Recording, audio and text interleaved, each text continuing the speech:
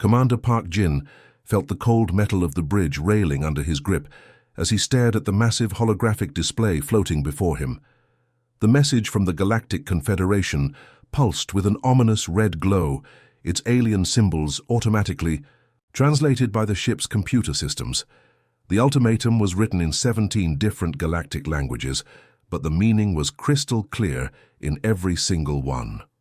72 hours, Park Jin whispered to himself, his dark eyes reflecting the harsh light of the hologram.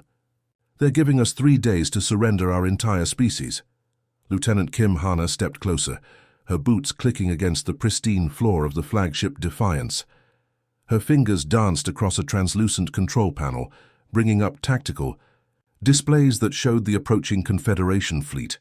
50,000 alien warships moved through space like a swarm of metal locusts, their hulls gleaming with unknown technologies. "Sir, their fleet composition is impressive," Kim Hana said, though her voice carried no fear. Dreadnought-class vessels from the Vorthan Empire, plasma cruisers from the Zalanian Republic, and those massive carrier ships from the Crystalline Collective. Each one of their ships could probably take on 10 of our old Earth Defense Force. Vessels. Park Jin studied the enemy formation with the practiced eye of someone who had spent decades in space combat. The alien ships moved in perfect geometric patterns, their formation speaking of centuries of military tradition and overwhelming technological superiority. To most observers, humanity appeared hopelessly outmatched. But Park Jin knew something the aliens didn't. "So they see us as primitives," he said, a slight smile playing at the corners of his mouth. "A species that barely crawled out of their home solar system 50 years ago. They think we're still using chemical rockets and nuclear weapons." The bridge. Crew around them continued their work with quiet efficiency. Officers monitored long-range sensors, communications specialists decoded alien transmissions, and tactical analysts calculated firing solutions for weapons the enemy had never encountered.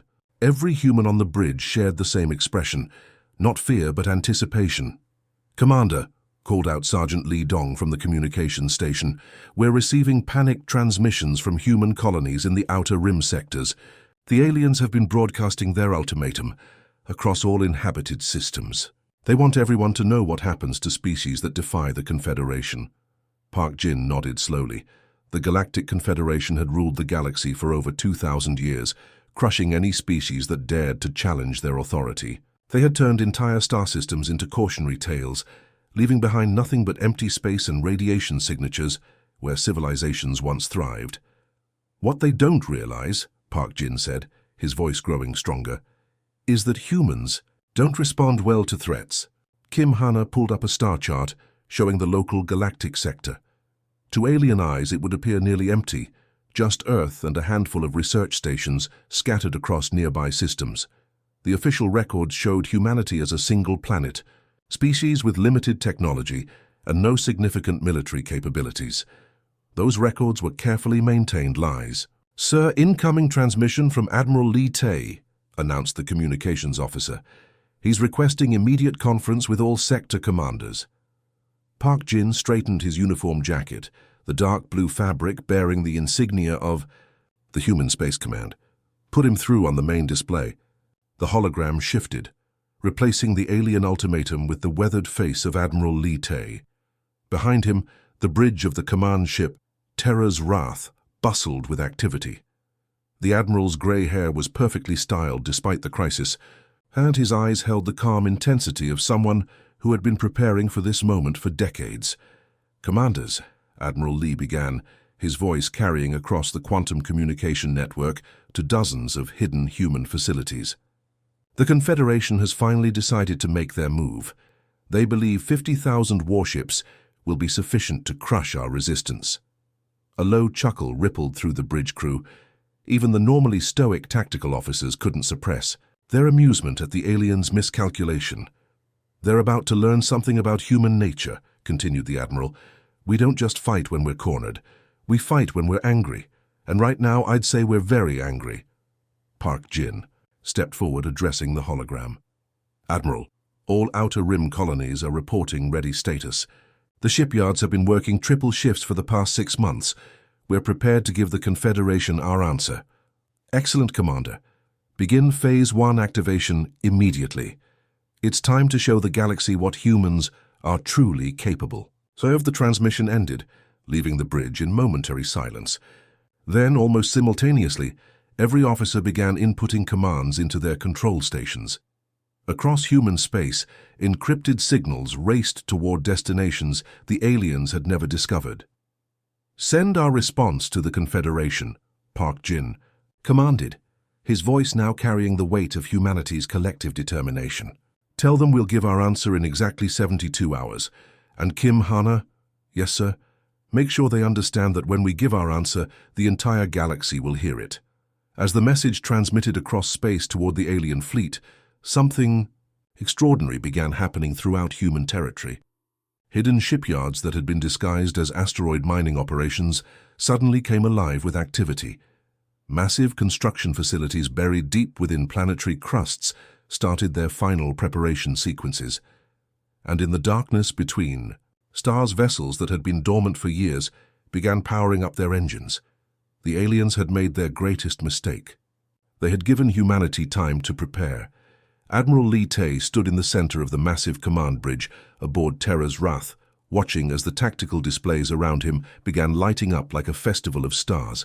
Each blinking dot represented something the Galactic Confederation had never expected to see: human warships emerging from the darkness of space where no ships should exist. "Admiral, we're receiving activation confirmations from Sector 7, called out Captain Choi Min, her fingers flying across holographic controls. "The hidden shipyards around Kepler 442 are going fully operational. They're launching everything they've got." Lee Tay nodded, his weathered face showing no surprise. For 30 years, humanity had been playing a carefully orchestrated game of deception. While the aliens watched Earth and its nearby colonies, human engineers had been busy in the forgotten corners of space, building facilities that existed only in classified military databases. "What's the status from the Aurora sector?" Lee Tay asked, his voice steady despite the magnitude of what was unfolding. "Shipyard Complex Omega-7 reports 230 vessels ready for immediate deployment," responded Commander Yun Su from her station. "They've been running continuous production cycles for 18 months. The new Phoenix-class destroyers are performing beyond expectations." Through the massive viewports of the command ship, Lee Tay could see the first waves of human vessels beginning to materialize. Ships emerged from hyperspace with brilliant flashes of blue-white light, their hulls gleaming with fresh armor plating and weapon systems that incorporated technologies reverse-engineered from captured alien debris. The human fleet wasn't just large, it was completely unknown to the galaxy at large. "Sir, incoming report from the Titan Manufacturing Complex," announced Lieutenant Park. So his young face flushed with excitement. "They've completed the rollout of their stealth carrier program, 47 carrier vessels, each loaded with 500 automated fighter drones." Lee Tay allowed himself a small smile. The Titan complex had been humanity's best-kept secret. A massive industrial facility built inside a hollowed-out asteroid in a system the aliens had written off as uninhabitable. For decades, it had been producing warships at a rate that would have made the Confederation's military planners weep with envy. "Admiral," Captain Choi Min's voice carried a note of awe, "we're getting reports from everywhere. The hidden colonies in the Ghost Nebula, the mining operations in the Void sector, even the research stations we thought were just studying cosmic radiation. They all have ships, lots of ships." The main tactical display updated continuously as more human vessels reported their positions. What had appeared to be empty space just minutes ago now swarmed with activity. Destroyers, cruisers, battleships, carriers, and vessel types the aliens had never encountered before, all bearing the distinctive blue and silver colors of the Human Space Command. "Commander Yoon, give me numbers," Lee Tay ordered. "Current count stands at 412,000 vessels, and climbing rapidly," Yun Su reported, her voice betraying her own amazement at the figures. "We're still receiving confirmations from the Outer Rim territories." A communication officer across the bridge suddenly straightened. "Admiral, we're receiving priority transmission from Captain Song Woo aboard the Iron Resolve. He's reporting successful activation of the Phantom Fleet Protocol. Li Tei's eyes widened slightly. The Phantom Fleet had been theoretical until, recently, a collection of completely autonomous warships controlled by advanced artificial intelligence systems. Each vessel was capable of independent operation, tactical decision-making, and coordinated assault patterns without any human crew. Aboard, "How many Phantom vessels are operational?" he asked. "Sir," Captain Song reports, 150,000 AI-controlled warships coming online across 12 sectors. They've been dormant in deep space for 5 years, waiting for activation codes." The bridge fell silent, except for the hum of computers and the soft beeping of incoming status reports. Everyone present understood the significance of what they were witnessing. Humanity hadn't just been hiding, they had been preparing for war on a scale the galaxy had never seen. "Admiral, we're detecting Confederation scout ships at the edge of sensor range," reported the tactical officer. "They appear to be retreating rapidly." Through the enhanced sensors of Terra's wrath, Li Tei could observe the alien scout vessels. Their sleek, crystalline hulls reflected the light from nearby stars as they accelerated away from human space at maximum velocity. He could imagine the panic in their command centers as they transmitted reports of the impossible sight before them. "Let them run," Li Tei said quietly. "Let them tell their masters what they've seen." Captain Choi Min approached the Admiral's command position. "Sir, we're receiving the final tallies from all sectors. The numbers they're beyond what we hoped for in our most optimistic projections." "Give me the total count." 700,000 warships, Admiral. All systems reporting ready for combat operations. We have vessels ranging from fast attack corvettes to massive dreadnought-class battleships that outmass anything in the Confederation fleet. The bridge crew exchanged glances of mixed pride and disbelief. For generations, humanity had been dismissed as a minor species confined to their home solar system. The aliens had seen them as primitives who might eventually become useful servants or trading partners, but never as a military threat. They had been catastrophically wrong. "Admiral," called out the communications officer, "we're receiving panicked transmissions from Confederation monitoring stations across the sector. They're broadcasting emergency alerts to all member species." "What are they saying?" Li Tei asked. "Rough translation, sir. The humans were lying. They've been lying for decades. They have a fleet larger than anything we've ever encountered. Request immediate reinforcement from the core worlds." Li Tei walked to the main viewport, gazing out at the incredible sight of humanity's true military might. Hundreds of thousands of warships stretched across the void, their formation lights creating a constellation of human determination and ingenuity. Each vessel represented years of secret planning, hidden construction, and careful deception. "Open a channel to all human vessels," he commanded. "Channel open, Admiral. This is Admiral Li Tei to all human Space Command vessels. For too long, we've lived in the shadows while the Confederation decided our fate. Today, we step into the light. Today, we show the galaxy that humanity will not be intimidated, will not be conquered, and will not be ignored. All ships, prepare for combat operations. It's time to give the Confederation our answer."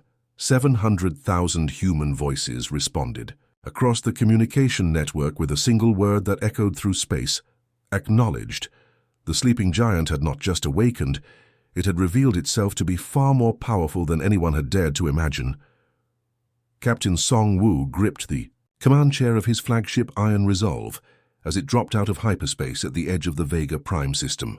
Before him stretched the most heavily defended military installation in Confederation space, Shipyard Omega, a massive construction facility that had been building warships for over 800 years. "Target acquired," announced Lieutenant Kim Bo from the weapons station. "Shipyard Omega is 15 million kilometers dead ahead. Defensive grid shows. Wow, that's a lot of firepower." The alien shipyard was a marvel of engineering that spanned nearly 200 kilometers from end to end. Dozens of partially constructed dreadnoughts hung in massive construction cradles, while automated defense platforms bristled with plasma, cannons and quantum torpedo launchers. The facility had never been attacked in its entire history. The Confederation had considered it absolutely impregnable. They were about to learn how wrong they could be. "Captain, we're receiving confirmations from Strike Groups Alpha through Zulu," reported Commander Han Sol. "All 25,000 vessels are in position and awaiting your signal." Song Wu studied the tactical display, showing his attack force. 25,000 human warships had emerged from hyperspace simultaneously, surrounding the alien facility in a perfect sphere of destructive potential. Each ship carried weapon systems the Confederation had never encountered: railguns that fired projectiles at near-light speed, plasma lances that could cut through alien armor like paper, and missile systems guided by artificial intelligence that made them nearly impossible to intercept. "This is Captain Song Wu to all vessels," he announced over the fleet communication network. "Today we end 8 centuries of Confederation tyranny. Today we show the galaxy that humanity will not be pushed around anymore. Weapons free. Commence." Operation Thunder. Across 17 different star systems, identical scenes played out as human strike forces engaged Confederation military targets. Admiral Li Tay coordinated the massive assault from the Bridge of Terror's Wrath, watching as 700,000 human warships launched simultaneous attacks on every major military installation within 500 light-years of Earth. Strike Group Delta reports successful engagement of the Kepler Defense Station, announced Captain Choi Min. "They're encountering heavy resistance, but the alien shields are failing under concentrated fire. Strike Group Gamma has eliminated the patrol fleet at Wolf 359, added Commander Yoon Soo. 17 Confederation vessels destroyed with no human losses. At Shipyard Omega, Song Wu watched as his fleet unleashed devastation on a scale the galaxy had never witnessed. Human warships fired in perfect coordination, their weapons creating a light show that could be seen from neighboring star systems. The alien defense platforms, designed to repel conventional attacks, found themselves overwhelmed by the sheer volume of incoming fire. "Direct hit on Defense Platform 7, reported Lieutenant Kim Bo. "Their plasma generators are going critical. Platform 8 is returning fire, but their targeting systems can't lock onto our ships fast enough." The human vessels moved with fluid precision, using advanced maneuvering systems that allowed them to change direction and speed in ways that confused alien targeting computers. Where Confederation ships moved in predictable formation patterns, refined over centuries, human ships fought like a swarm of angry insects, unpredictable, aggressive, and absolutely relentless. "Captain, the shipyard's main reactor complex is exposed," called out the tactical officer. "If we can penetrate their primary shields, we can hit their power core directly." Song Wu smiled grimly. "All vessels, focus fire on coordinates Delta 79. Let's cut the power to this entire facility." 5,000 human warships turned their weapons toward a single point on the massive alien structure. The concentrated firepower was beyond anything the shipyard's designers had ever imagined possible.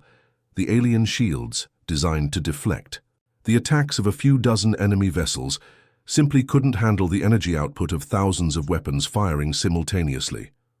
The shields collapsed in a cascade of brilliant light, and human weapons reached the reactor complex beneath. The explosion that followed lit up the entire star system as the shipyard's power core went critical, sending massive chunks of debris spinning through space. "Shipyard Omega is down," Song Wu reported to Admiral Lee. "Repeat, primary target is eliminated, moving to secondary objectives."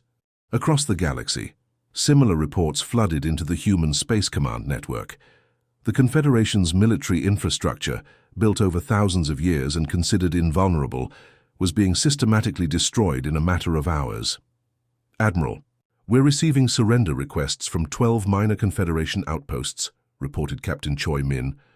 "They're asking for terms." Strike Group Echo reports complete destruction of the Proxima Naval Academy, added Commander Yoon Soo. "The training facility for Confederation officers is gone." Li Tay watched the tactical displays showing the progress of Operation Thunder. Red icons representing alien military installations flickered and disappeared as human forces eliminated target after target. The Confederation's response was chaotic and ineffective. Their forces had been scattered across the galaxy to maintain control over member species, never expecting to face a coordinated assault of this magnitude. "Sir, we're detecting massive civilian evacuations from Confederation core worlds," reported the intelligence officer. "Their government is relocating to emergency bunkers deep underground." The alien leadership had finally realized what they were facing. This wasn't a rebellion or a border skirmish. This was total war conducted by a species they had completely underestimated. "Captain Song, what's your status?" Li Tay asked over the communication network. "Admiral, we've eliminated the primary shipyard and are engaging the secondary construction facilities," Song Wu responded. "Alien resistance is crumbling. Their ships are fast, but they can't handle being outnumbered 50 to 1. Strike Group Hotel reports destruction of the Confederation. Intelligence Center at Arcturus," announced another officer. "The aliens' primary spy network has been eliminated. Within 6 hours of the attack beginning, the military balance of power in the galaxy had shifted completely. The Confederation's fleet, scattered across thousands of systems to maintain their empire, found themselves unable to coordinate an effective response to humanity's overwhelming assault." "Admiral," Captain Choi Min said quietly, "we're receiving reports from across the galaxy. Every major Confederation military installation has been destroyed or captured. Their ability to project force beyond their core systems has been eliminated."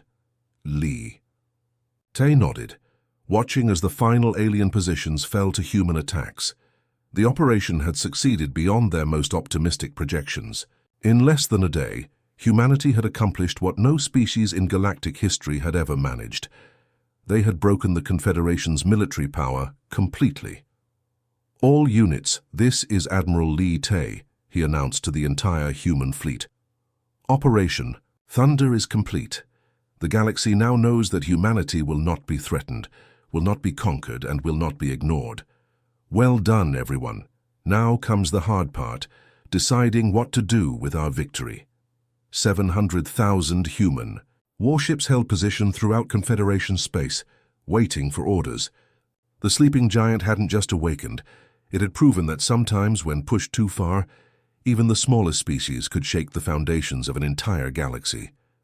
General Park Yoon stood in the war room aboard the command station, Mind's Edge, surrounded by screens displaying psychological profiles of every major alien species in the Confederation. Unlike the other human commanders who focused on ships and weapons, Park Yoon understood that the most powerful weapon in any war was fear itself.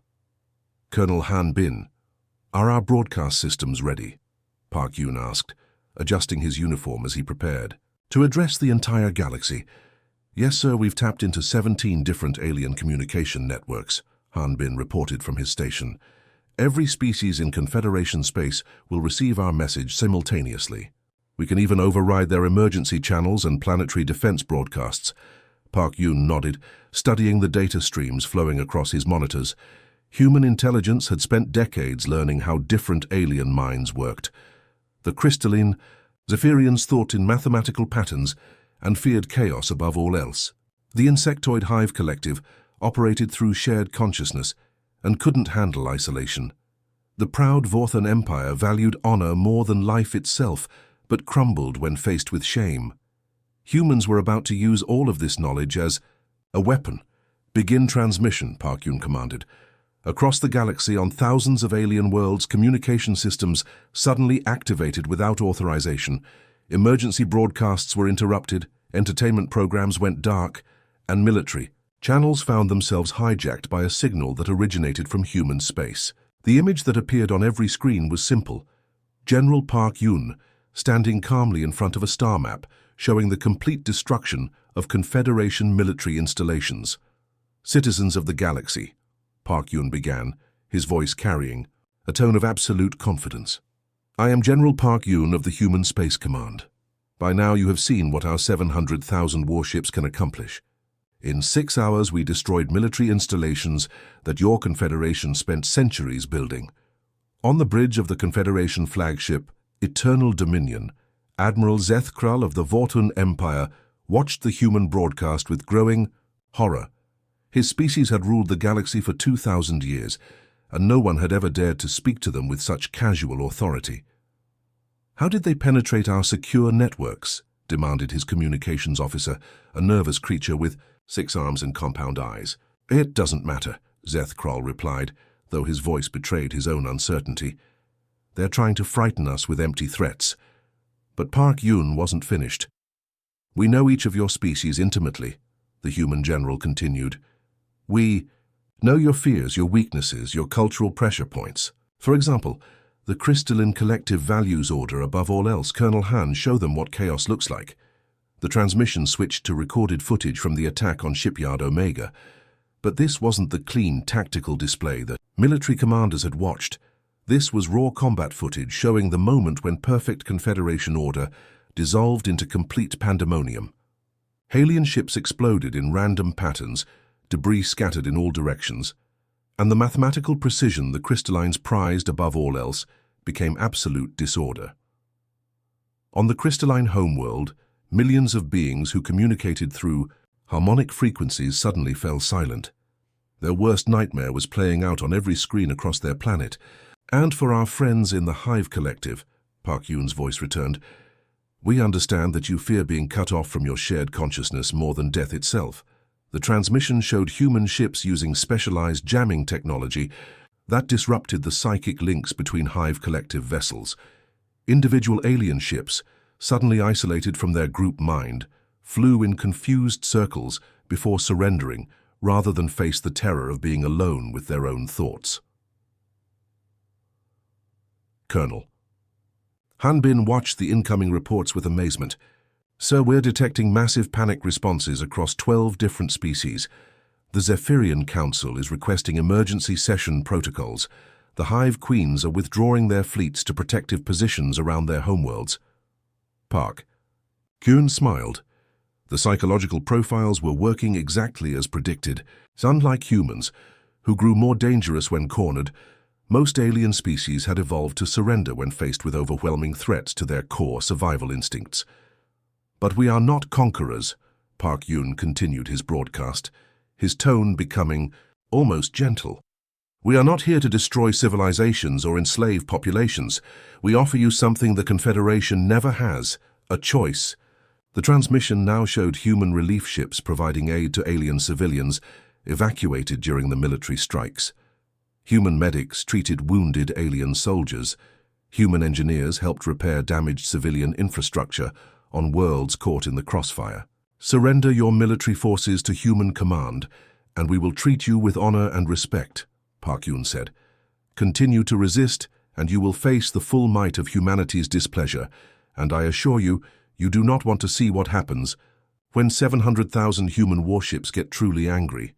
The broadcast ended, but its impact reverberated across the galaxy. In the Confederation's Emergency Command Center, species representatives who had never shown fear in their lives now trembled as they contemplated humanity's psychological warfare capabilities. They know everything about us, whispered the ethereal ambassador, a being of pure energy who had existed for millennia. They've been studying us, learning our weaknesses, preparing for this moment. How long have they been planning this? Asked the reptilian delegate, his scaled hands shaking as he reviewed intelligence reports. The answer came from their own intelligence networks. Humanity had been systematically gathering psychological data on alien species for over 50 years, building detailed profiles on how each culture responded to different types of stress and pressure. Colonel Han Bin's reports continued flowing in. Sir, we're receiving surrender communications from the Tau Ceti system. The garrison commander says his troops refuse to fight humans after seeing the broadcast. They're requesting immediate evacuation. The Kepler Colonial Administration is offering to switch sides, added another officer. They want to join humanity rather than face us in combat. And, sir, we're detecting mass desertions from Confederation military units across 17 sectors. Alien soldiers are abandoning their posts rather than fight what they perceive as psychologically superior opponents. Park Yun studied the tactical displays showing Confederation positions crumbling not from military pressure, but from sheer terror of human unpredictability. The aliens had built their entire civilization on predictable patterns of behavior, rigid hierarchies, and mathematical precision. Humanity's combination of overwhelming force and psychological manipulation was something their minds simply couldn't process. "General," Hanbin reported with a note of awe in his voice, "we're receiving formal surrender requests from 43 systems. They're not just giving up, they're begging us to accept their surrender before we decide to demonstrate what else we're capable of." Park Yun nodded with satisfaction. The first phase of psychological warfare had succeeded beyond their wildest expectations. The galaxy now understood that humanity possessed not just superior numbers, but superior understanding of how to break their enemy's will to fight. "Open a channel to Admiral Li Tae," Park Yun commanded. "Tell him that the aliens aren't just afraid of our ships anymore, they're afraid of us. And that fear is going to end this war faster than any weapon we could have built." The psychological campaign had accomplished in hours what traditional warfare might have taken years to achieve. The galaxy had learned that humans didn't just fight with ships and weapons, they fought with the most dangerous weapon of all, complete understanding of their enemy's deepest fears. Admiral Li Tae stood at the center of the newly constructed Unity Station, a massive space facility orbiting Earth where representatives from hundreds of alien species had gathered for the most important meeting in galactic history. The Confederation's formal surrender had arrived just 48 hours ago, delivered by a trembling Vorthan diplomat who could barely look the human commander in the eye. Supreme Fleet Commander. The title still felt strange on his lips, but Li Tae had accepted the responsibility that came with humanity's overwhelming victory. Around him, the Great Council chamber buzzed with the sounds of 100 different languages as alien delegates prepared for the session that would reshape the galaxy. Captain Kim Hana approached, carrying a tablet displaying the final casualty reports. "Admiral, the numbers are confirmed. Total Confederation military losses, 97% of their fleet, all major installations destroyed. Human losses, 12 ships damaged, 0 personnel killed." Li Tae nodded grimly. The one-sided nature of the conflict had shocked everyone, including the humans themselves. 700,000 warships had proven to be far more than necessary, but the overwhelming show of force had achieved something no amount of diplomacy could have accomplished. It had convinced every species in the galaxy that resistance was futile. "And now comes the hard part," Li Tae murmured, watching as alien delegates filed into the chamber. Some walked with the defeated posture of conquered enemies, while others moved with the cautious curiosity of potential allies. The first to speak was Ambassador Veltar of the former Confederation Council, a tall, crystalline being whose transparent body refracted light in nervous patterns. "Supreme Commander Li, on behalf of the Galactic Confederation, we formally request terms of surrender. We are prepared to accept whatever conditions humanity deems appropriate." A murmur of anticipation filled the chamber.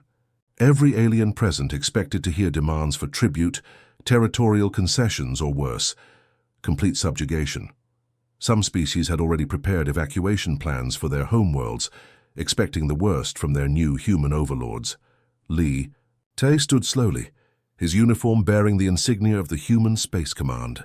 When he spoke, his voice carried clearly through the chamber's translation systems, reaching every delegate in their native language. "Ambassador Veltar, representatives of the galaxy," he began. "Humanity did not mobilize 700,000 warships to become conquerors. We did it to ensure our freedom, and to prove that no single power should control the destiny of all sentient life." The alien delegates exchanged confused glances. This wasn't what they had expected to hear. "Today we dissolve the Galactic Confederation," Li Tae continued. "In its place, we propose the formation of the Human Galactic Alliance, a voluntary association of free species, working together for mutual benefit and protection." Captain Kim Hana stepped forward, now wearing the diplomatic insignia of humanity's new Foreign Relations Corps. "We offer full membership to any species willing to commit to 3 simple principles. No species shall dominate another. All conflicts shall be resolved through negotiation rather than force, and every member world retains complete autonomy over its internal affairs." The chamber erupted in surprised chatter as the aliens processed this unexpected turn of events. The insectoid delegate from the Hive Collective raised one of its 6 arms. "Commander Li, surely you require tribute or territorial concessions. The law of conquest demands..." The law of conquest, Li Te interrupted, is exactly what we're here to abolish. Humanity has no desire to rule over other species. We want partners, not subjects. Over the following days, Kim Hana worked tirelessly to negotiate with individual species representatives. Her team of human diplomats, many of whom had spent decades studying alien cultures, demonstrated the same thorough preparation that had made their military victory possible. The Crystalline Collective is concerned about trade regulations, Kim Hana reported to Li Te during one of their daily briefings. They're offering to share their manufacturing technologies in exchange for access to human innovation networks. The IZ Ethereal Council wants to contribute their advanced energy research, added Colonel Park Ji, who had transitioned from military intelligence to diplomatic analysis. They believe human engineering combined with their power systems could revolutionize space travel for everyone. Li Te reviewed the growing list of cooperative agreements. Species that had been enemies for centuries were now working together under human mediation. The Reptilian Empire was sharing mineral extraction techniques with the Aquatic Federation. The silicon-based builders were collaborating with organic species on habitat construction projects. Admiral, we're receiving reports from the Outer Rim territories, announced Commander Yoon Soo. The former Confederation patrol fleets are requesting to join our peacekeeping forces. They want to serve under human command, rather than return to their homeworlds. This development surprised even the humans.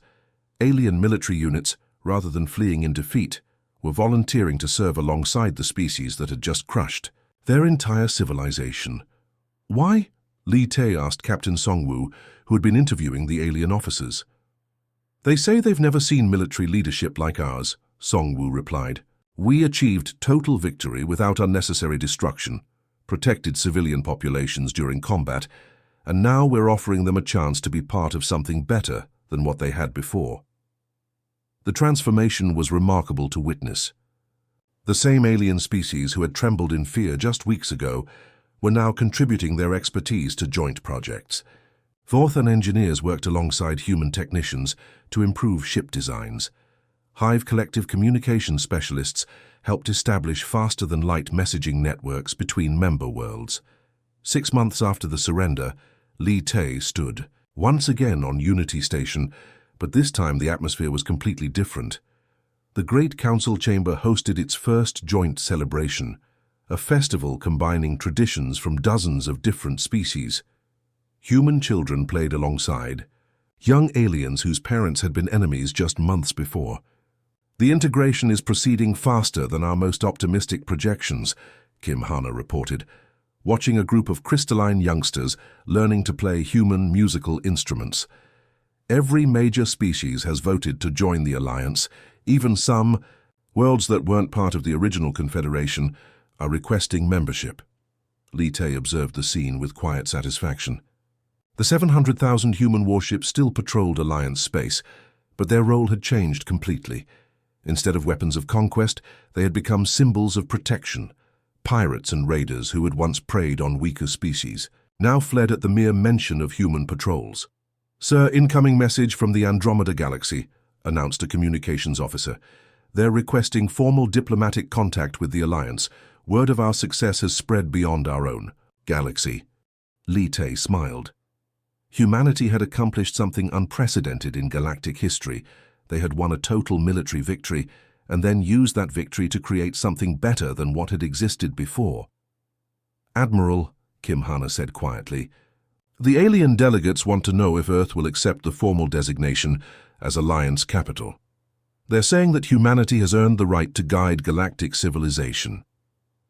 Li Te looked out through the station's massive viewports at the blue and green world below, the same planet that had once seemed so small and insignificant to the rest of the galaxy. Now it had become the center of a new age of cooperation and peace. Tell them yes, he said, but remind them that we're not rulers. We're partners in building something none of us could have achieved alone.